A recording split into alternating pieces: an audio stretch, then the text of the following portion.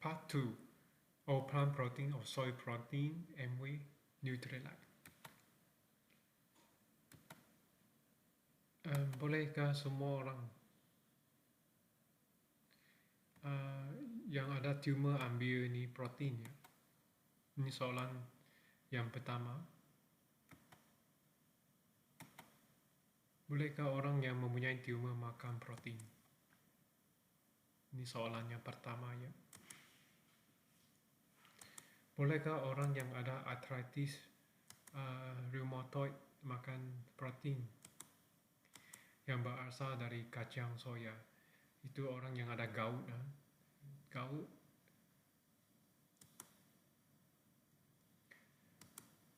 Soalan yang ketiga, yang seterusnya adalah orang yang mempunyai ini sakit sudah pada dia punya organ ginjal hati. Boleh bagaimana dia dapat sumber ini protein, suplemen protein. Ini adalah part 2 protein basic nutrition kelas. Adakah orang yang ada tumor itu boleh makan protein?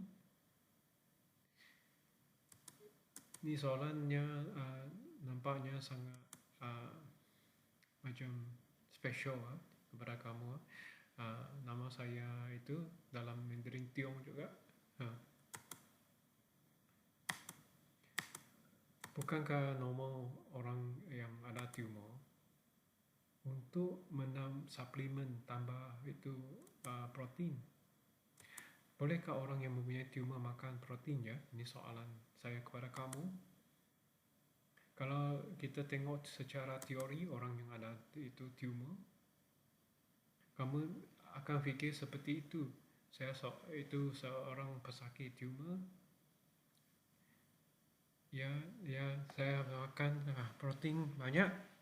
Nanti banyak beri nutrien kepada tumor, nanti tumbuh lagi besar. Ini kes seperti biasa menggalakkan pertumbuhan tumor. Adakah ini betul? Jadi dia bimbang dia tidak boleh makan protein apabila dia ada tumor. Tapi masalah biasa, izinkan saya beri kamu kepada satu contoh. Saya orang biasa, saya perlu makan 1 mangkok nasi setiap hari. Sekarang saya mempunyai tumor di dalam badan saya. Tumor belum mengambil setengah mangkok nasi setiap hari. Saya ingin tanya berapa mangkok nasi yang saya belum makan ini sehari. Setengah mangkok. Mengapa setengah mangkok nasi untuk saya diri dan setengah mangkok nasi untuk tumor? Bukan, saya tidak mau tambah itu protein. Saya masih berkeras untuk makan semangkok nasi sehari.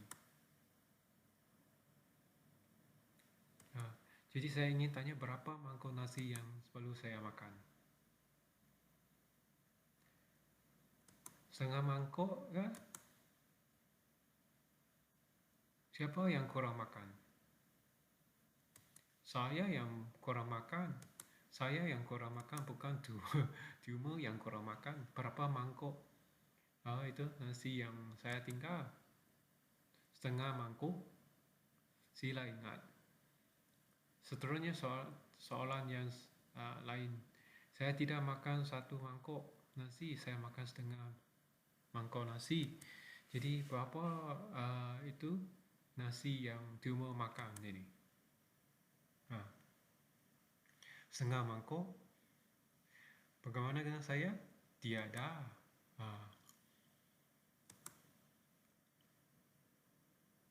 Seterusnya soalan yang lain, itu saya tidak dapat memotong makanan daripada tumor.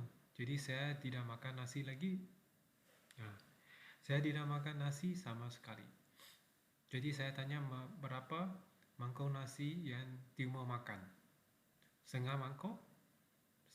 Tumor masih makan setengah mangkok? meskipun tiada nasi, tumor masih makan nasi daripada tubuh kamu. Saya beritahu kamu, tumor masih makan setengah nasi itu daripada tubuh kamu. Itu dia bakar itu nasi daripada kita punya itu masuk daripada kita punya badan tubuh badan kita setengah mangkuk. Jadi seorang yang memiliki tumor masih boleh makan protein. Anda tidak perlu itu mengambil ini hirau yang lain, sebab ini adalah prinsip yang sangat mudah untuk dipahami. Jadi sila ingat, kalau satu orang ada tumor dalam badan, bukan saja itu mau jaga diri, juga mau faham itu tubuh itu macam mana mau sokong, ada sokongan, termasuk ini tumor dia makan apa. Dengan cara ini kita boleh melambatkan proses kelemahannya. Boleh faham kamu? Ini saya explain, saya beri penjelasan ini supaya kamu faham. Jadi soalan yang seterusnya adalah tumor harus menguatkan protein. Jadi semua tumor boleh kuatkan, belum menguatkan protein, maksudnya saya mau tambah lebih banyak protein. Dalam apa keadaan apa tumor tidak dapat dia tumbuh lagi besar.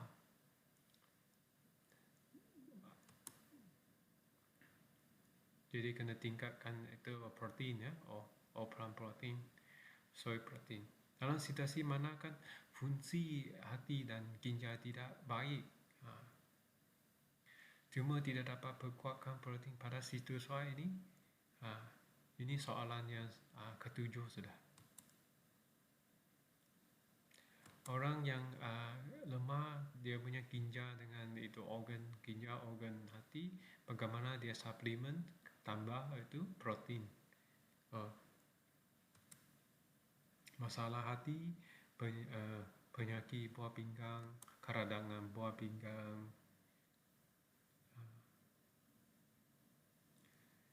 So bagaimana ya dia mengambil itu pelan protein. Kerana case tumor tidak dapat, saya mempunyai soalan yang anda, orang yang mengalami masalah fungsi hati dan buah pinggang perlu mengurangkan itu protein, ya atau tidak? Kenapa kita tidak patut kurangkan itu pelan protein ini? Sebab kita adalah manusia. Dia adalah seorang manusia, jadi perlu tambah protein supaya untuk sokong itu organ liver yang lemah, organ hati yang lemah, sebab fungsi dia sudah lemah. Jadi ini nampak orang yang itu sebegini, dia akan waktu dia kencing, dia punya protein dibajirkan semula. Jadi dia tidak dapat sintesis, dia dapat buat itu protein dalam organ hati. Jadi protein dalam darah pun kurang, jadi dia perlu tambah protein fungsi, sebab fungsinya sudah lemah. Bagaimana untuk tambah protein dalam kes seperti ini? Saya memberi perkataan kepada itu adalah kawal protein masuk ke itu tubuh. Protein tidak patut terlalu tinggi atau terlalu kurang, masih cukup. Ini panggil kawalan pengambilan protein. Jadi pada kadar ini yang penting adalah sekadar 0.5 gram atau 0.6 gram untuk berat badan 1 kg. Berat badan 1 kg belum makan 0.5 gram protein ya. Kalau saya memiliki berat badan 60 kg, berapa banyak protein yang saya harus makan, saya harus ambil? Jawapannya adalah 30 gram overall protein atau 36 gram overall protein, soy protein MW. Bahwa jumlah ini adalah jenis protein apa yang baik saya pilih. Patutkan saya makan itu French fry ke, goreng ayam rebus ke, rebus ayam, kaki ayam. Jadi bahwa kita semakin tinggi kadar penyerapan protein, semakin kurang tekanan pada hati dan dua pinggang, sebab dia dibina daripada protein. Bagaimana kadar penyerapan protein 100%? Itu soya bean ya. Apakah tekanan terhadap organ hati dan organ buah pinggang? Sekurang-kurangnya kita nampak di lajingnya banyak itu pesakit. Mereka percaya bahawa kalau itu organ liver lemah, dengan itu organ ginjal, adakah mereka boleh makan sesuka hati? Beri mereka makan sesuka hati ikut ahli keluarga? Pesakit tidak begitu. Sebenarnya tekanan pada organ hati dan itu organ buah pinggang adalah sangat besar. Jadi kenapa kita mau ambil ini isolated protein, soybean, maksudnya yang sudah diformulakan oleh ini MW. Sebab dia mungkin tidak pernah dengar ini overall protein, dia ada salah faham. Jadi jelaskan kepada semua orang. Ingat, itu kawal pengambilan protein, iaitu 1 kilogram berat badan ambil itu protein, kawal 0.5 gram soy protein overall protein atau 0.6 gram overall protein untuk kawal pengambilan protein. Dari segi pemilihan protein jenis, seperti mana satu yang saya harus beli? Semakin tinggi kadar penyerapan protein, semakin bagus.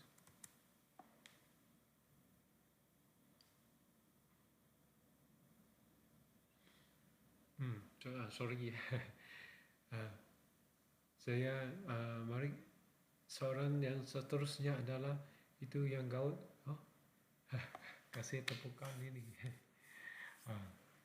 Soalan seterusnya adalah gout dengan pengambilan suplemen ini overall protein. Orang yang ada gout sangat sakit ya kalau dia ambil makanan yang mempunyai itu purine. Jadi dia akan, kalau makan makanan semua, sebab semua makanan semula jadi ada itu purine, jadi memang tidak dapat elakkan, hanya boleh makan makanan yang kurang. Tapi antara ni lelaki dengan perempuan, lelaki macam lebih kerap dapat ini gout. Lelaki sepatutnya lebih gagah tapi tidak tahan juga ini gout. Jadi apa mekanisme yang terhadap makanan yang boleh menyebabkan itu gout?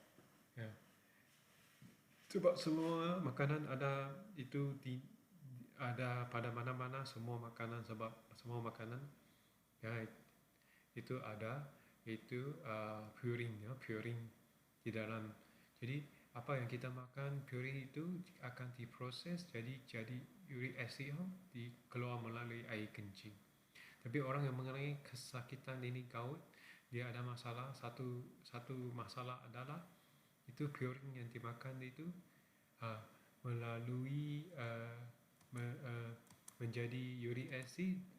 Okey, dia tukar uric acid, lepas tu dia terapung di dalam itu air kencing, dan masalah seterusnya yang pembentukan uric acid di dalam air kencing tidak dapat keluar. Itulah halangan perkembangan asid air itu. Tapi sampai sekarang masih belum faham itu asal unsurnya, tetapi kesakitan itu tidak mudah dirawat. Lebih banyak air ini asid air kencing terkumpul di dalam tubuh, makanya akan menjadi kristal, iaitu macam garam. Semakin itu garam dibawa dijemur, dia makin tebal dia punya garam kan, terbentuk. Itulah dia itu jadi kristal. Tubuh manusia padan yang sama itu semakin banyak uric acid di dalam dia punya darah, kandungan darah mempunyai semakin pekat dia punya kristal. Itu uric acid. Uric acid terbentuk makanya di mana? Di tempat bahagian sendi-sendi semua sangat-sangat sakit itu. So dia cakap bila kau serang dia memang sakit, walaupun laki itu memang sangat-sangat sakit. Jadi dia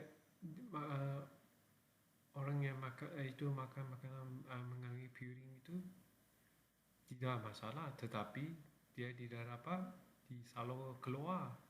Itu masalah, dia tidak salur keluar itu uric acid itu. Maka jadi adakah kita patutnya kurangkan itu makanan yang mengandungi purin, no? Makan, adakah dia dapat conversion yang lebih kurang? So supaya tidak kasih dia overload, kasih banyak tekanan kepada ini untuk ikut air uric acid itu ikut air kencing keluar. Adakah ini betul? Adakah makanan semula jadi yang ada tidak mengandungi purin? Semua benda yang hidup makanan itu adalah mengandungi purin. Kalau kurang purin, makanya itu uric acid dalam kandungan air kencing itu kurang. Adakah ini fikiran ini betul?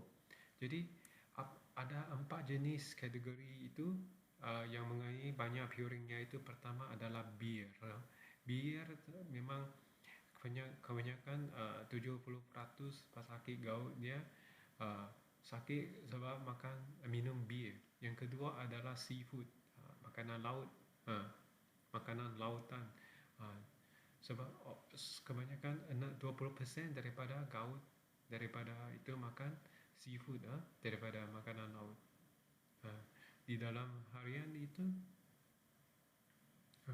kalau kita pergi ke itu cuti, kalau kita makan waktu itu seafood dengan bir, memang sakit itu. Jadi ini banyak tekanan kepada itu pesakit. Bagi orang yang mempunyai itu gangguan metabolisme uric acid, itu menyebabkan kesakitan. Yang makanan yang seterusnya ketiga adalah makanan yang bijian, benih, biji tembikai, tu kuaci atau itu bijian, kerana kacang adalah makanan benih mengandungi metabolisme yang buruk. Mereka tidak harus makan itu. Bolehkah mereka makan kacang? Inilah masalah dia.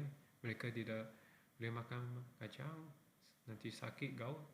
Itu yang keempat adalah itu sup power tu, sup itu tulang itu dengan sup yang itu benih ada banyak purin. Itulah orang yang ada gout minum sup itu memang pun sakit. itulah mereka yang ini minum-minum sup power, lepas minum terus dia sakit.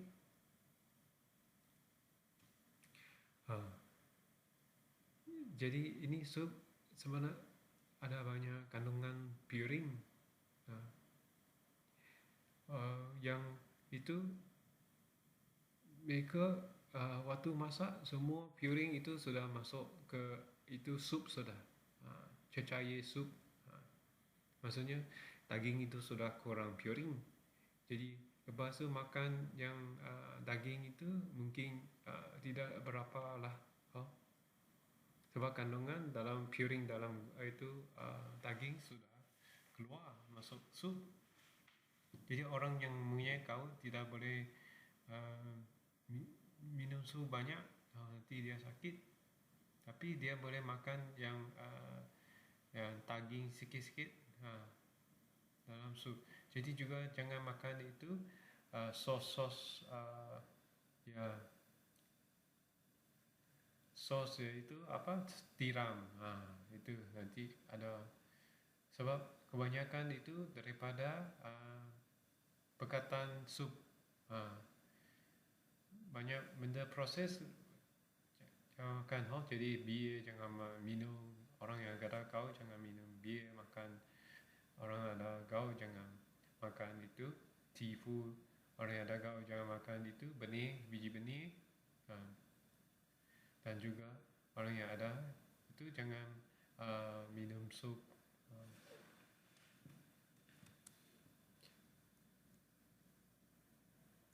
Jadi sekarang kita ada soy protein MW ini, dia daripada itu soya bean, soya protein. Adakah kita kasih dia makan? Ingat ini adalah isolated protein, dia bukan protein semula jadi dia memang boleh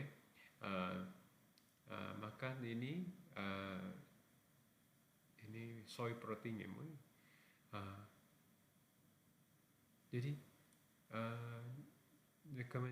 recommend ini memang betul. Jadi tetapi kalau ada itu yang kalau dia ada dengar doktor, minta dia dengar ini masuk kelas, dia faham konsep ini baru makan.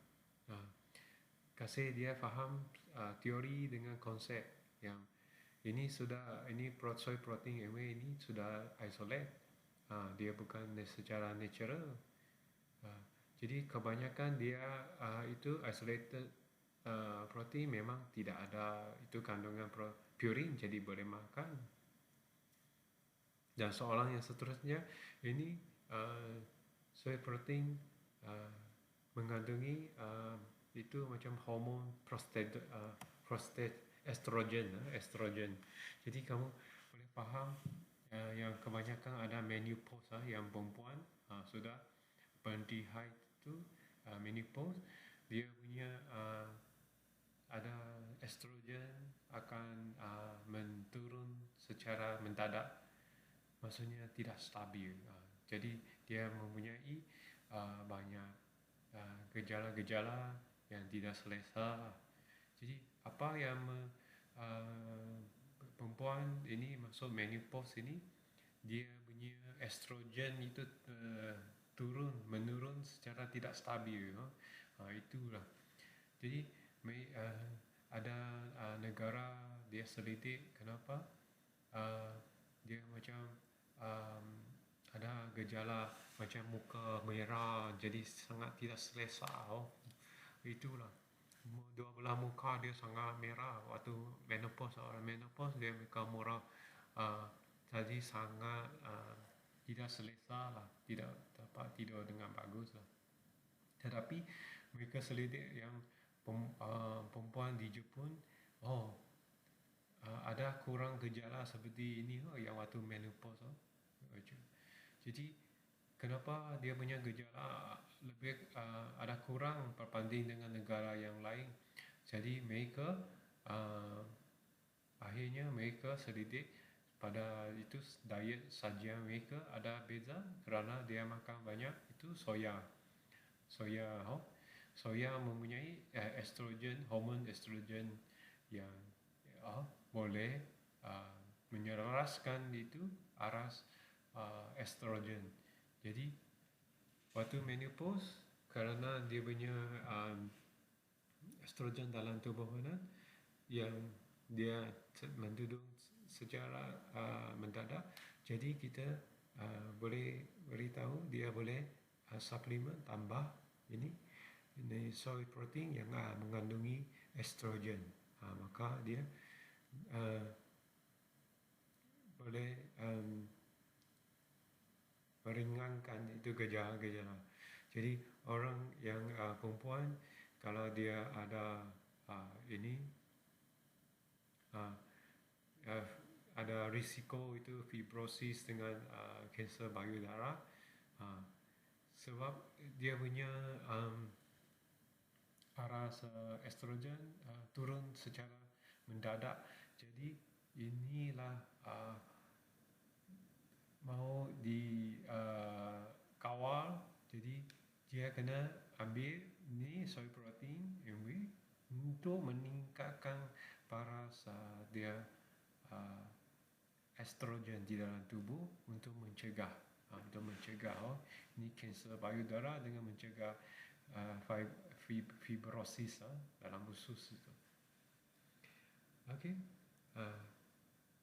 Jadi ia boleh selaraskan dengan sendiri. Bukan itu luar biasa, hanya dengan itu ambil soy protein whey. Perkara adalah ini kacang soya yang ini besar. Jadi kesan perlindungan pelarasan secara dua hala ya. Tahap ini estrogen dalam tubuh wanita dia boleh sesuai kerana kekurangan. Jadi kekurangan estrogen dia. Jadi kita macam mana meringankan gejala ini menopause dengan meningkatkan pengambilan soy protein yang lengkap. Idea adalah secara isolated protein. Kalau saya extract itu natural punya semula soya bean secara semula jadi, kena berhati-hati sebab dia ada bahagian yang soluble, fat soluble, bahagian yang water soluble. Maksudnya larut dalam itu lemak dan satu lagi dua bahagian larut dalam air. Jadi dia extract daripada yang bahagian yang mempunyai larut lemak yang bahagian air punya akan hilang. Sebaliknya kalau dia ekstrak daripada itu soya protein bahagian yang larut air itu, tetapi yang bahagian yang larut lemak dia akan hilang. Jadi bagaimana seimbangkan. Dan soalan lagi yang ke-10 adalah taste masing-masing dan pengambilan. Sebab setengah orang cakap ini protein kamu rasa tidak lazat lah, tapi protein yang lain macam sedap. Jadi tahukah kamu faktor ini semakin banyak makan makanan itu yang mempunyai banyak protein, kita didapati sebenarnya kurang enak. Contohnya mengatakan setengah orang kerana saya mau makan lebih banyak protein, saya suka makan daging. Contohnya kamu benar dengar ini mau makan daging, tapi kalau kamu rebus itu daging, sekarang kamu rebus itu daging, jadi itu daging itu kamu rasa lazat? Tentunya tidak lazat. Tapi ada orang tahu kalau itu daging kena ada lemak-lemak. Maksudnya kalau tidak ada lemak dia kering. Kalau yang you tengok pilih itu daging yang ada lemak dengan itu daging sekali baru lezat, mesti ada lemak baru sedap. Beri perhatian, kebanyakan itu apa bau itu daging rebus itu baunya, adakah itu bau protein? Dia tidak bau kan. Sebab sebenarnya itu daging rebus itu baunya datang daripada dia punya lemak, lemak yang itu harum. Jadi kalau protein yang mengandungi itu banyak daging tidak lezat. Tapi yang daging yang mempunyai banyak lemak itu dengan daging, itu yang lemak. Tengok orang suka yang semua French fry ada lemak, minyak, kerepek ada minyak, semua goreng punya kan, goreng itu kuih-kuih semua kan, ada minyak baru sedap. Kalau kandungan minyak semakin tinggi semakin sedap. Untuk contohnya lagi coklat powder memang tidak lezat, tapi coklat lemak itu yang sedap. Sebab kebetulan itu coklat itu lemak itu suhu melebur waktu itu adalah 37 degree Celsius. Maksudnya waktu masuk coklat ke mulut dia terus cair kan, itulah coklat lemak coklat. Dan coklat di tangan tidak lebur, tapi coklat masuk mulut dia terus lebur. Jadi maksudnya yang protein yang sedap-sedap itu sebenarnya tidak, yang sangat lezat itu kurang protein. Itulah makanan yang ada lemak baru sedap. Jadi saya nak beritahu kawan-kawan kenapa makanan ini tidak rasa sedap, sebab dia tambah lebih banyak protein ke dalam ini, supaya kalau kamu rasa tidak lezat, kamu boleh campur dengan susu, campur dengan makanan lain, kasih dia sedap rasa, boleh diselaraskan. Adakah kamu faham perang protein ini? Berapa banyak protein yang saya perlu tambah dalam seharian? Jumlah protein adalah ditambah juga penting. Dengan ini kalau orang biasa untuk memberi perhatian kepada diet tentang keseimbangan saya juga bekerja seperti biasa. Kadang-kadang saya berjalan, saya duduk, saya mau sesudu protein sehari, saya tambah sesudu protein sehari. Beri perhatian kepada soalan ini, saya tambah sesudu protein jika saya mengambil bahagian dalam perlombaan kesihatan hari ini. Adakah ini sesuai kalau hanya sesudu tambah sesudu protein? Tentunya tidak. Kenapa tidak? Sebab dia mau berlari, saya tidak berlari. Saya menambah sesudu protein, dia mempunyai penggunaan tenaga yang kuat. Jadi tambah satu sudu protein tidak cukup. Jadi berapa banyak yang protein yang perlu ditambah? Sekurang-kurangnya itu. Jadi ingat, mesti lebih daripada biasa, lebih 2-3 ke atas. Apa yang membezakan ada setiap orang ada permintaan protein yang berbeza. Ada orang tidur, ada yang banyak berjalan. Saya makan ini perang protein satu hari satu sudu, tapi orang yang ada pesenam itu dia makan 2-3 sudu protein. Jadi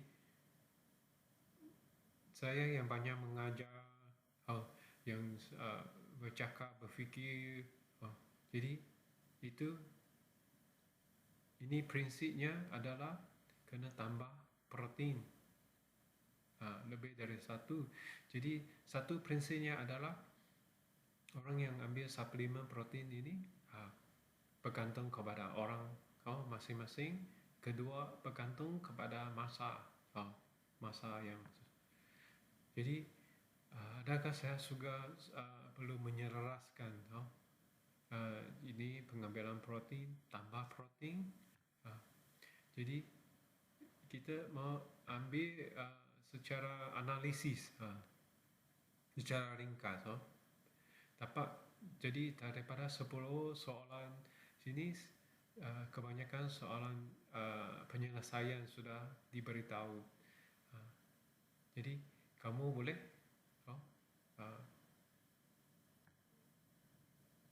uh, guna itu ini nutrien, ini soy protein EW dengan selamat. Sekian, terima kasih.